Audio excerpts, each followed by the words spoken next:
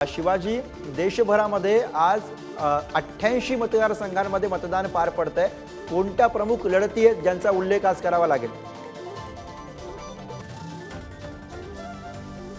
गुरु जर पाहिलं तर या टप्प्यामध्ये ज्या निवडणुका होत आहेत त्या 88 जागांपैकी 2019चा विचार केला तर 50 जागेवरती भाजपचा विजय झाला होता आणि 21 जागेवरती काँग्रेसचा विजय झाला होता।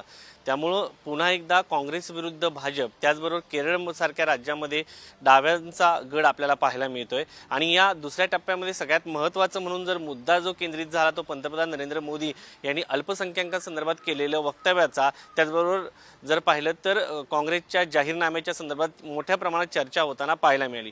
थोडक्यात धर्मावर आधारित मतदानावरती मुद्दा केंद्रित होताना आपल्याला पाहायला मिळाला। प्रमुख लढती म्हणून जर पाहिलं तर अर्थातच राहुल गांधी हे केरळमधून निवडणुकीच्या मैदानात आहेत। त्यांच्या विरोधात आणि राजा आहेत, त्याचबरोबर भाजपने के सुरेंद्रन त्यांच्या भाजपचे प्रदेशाध्यक्ष आहेत त्यांना उतरवलेलं आहे।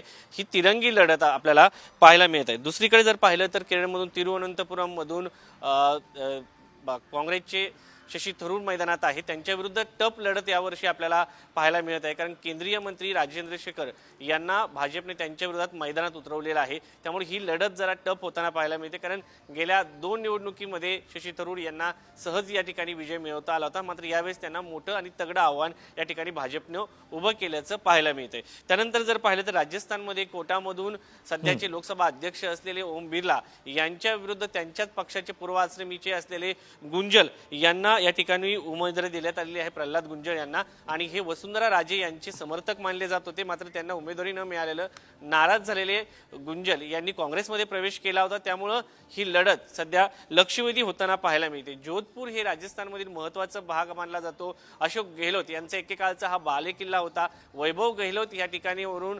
खासदार देखील राहिले होते, मात्र यावेळेस या ठिकाणावरून काँग्रेसने तिकीट बदललेलं आहे। कारण त्याचं असं आहे की गजेंद्र सिंग शेखावत हे स्वतः या ठिकाणी केंद्रीय मंत्री आहेत, ते उभे राहिलेले आहेत आणि त्यांच्या विरोधात या ठिकाणी एक बिल्डर लॉबी असलेले करण सिंग उचियार्डा यांना या ठिकाणी उमेदवारी देण्यात आलेली आहे। मोठी संपत्ती आणि तगडा उमेदवार देण्याचा प्रयत्न या ठिकाणी काँग्रेसने केल्याचं आपल्याला पाहायला मिळते। उत्तर प्रदेशमध्ये यावेळेची जी लढत आहे ती अत्यंत महत्त्वाची आहे, कारण मेरठमधून भाजपने यावेळेस त्यांचे विद्यमान खासदार असलेल्या राजेंद्र अग्रवाल यांचं तिकीट कापलं आणि सर्व भारताला ओळखीचा असलेला चेहरा म्हणजे रामायणात भूमिका करणाऱ्या अरुण गोविल यांना या ठिकाणी उमेदवारी देण्यात आली आहे। त्यामुळे ही लढत जी आहे अत्यंत महत्त्वाची आहे। थेट रामाची भूमिका साकारणाऱ्या अरुण गोविल यांना अलीकडच्या काळामध्ये ज्या पद्धतीने राम मंदिराचा मुद्दा चर्चेत आलेला आहे, त्यामुळे अरुण गोविल यांना या ठिकाणी उमेदवारी देण्यात आलेली आहे। आणि समाजवादी पक्षाने सातत्याने म्हणजे 2 वेळा एका वेळेस तर उमेदवाराने अर्ज देखील दाखल केला होता।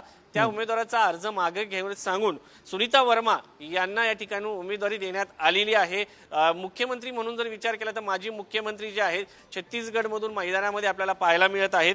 बिहारमध्ये बरोबर, त्यामुळे या लढतींकडे अर्थातच शिवाजी आपल्याला लक्ष ठेवावं लागेल। धन्यवाद या सगळ्या सविस्तर माहितीसाठी।